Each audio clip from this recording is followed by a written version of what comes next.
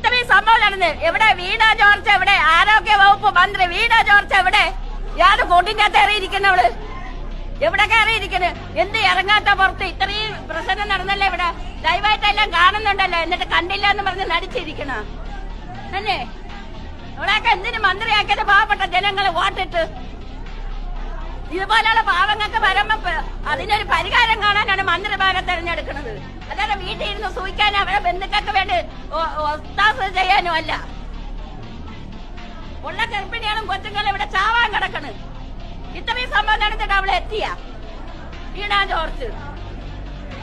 ആരൊക്കെ ഒരു പെണ്ണിനെ എടുത്തപ്പോ പെണ്ണുങ്ങൾക്ക് പെണ്ണ് തുണ കാണാന്ന് വെച്ചു. പോലീസുകാരും അതുപോലെ തന്നെ. മന്ത്രിമാർക്ക് സേവ ചെയ്യാറുണ്ട്, പാവപ്പെട്ട ജനങ്ങൾക്ക് സേവ ചെയ്യാനല്ല പോലീസുകാർ. 6:30 മണി മുതൽ കാപ്പി മാറ്റം ശ്രമിക്കുന്നു. ഇരുട്ടത്ത് എങ്ങനെ കയറി പോകും? 2ാമത്തെ നിലയിൽ എങ്ങനെ ആഹാരം കൊടുക്കും ഒരു ഗർഭിണിക്ക്?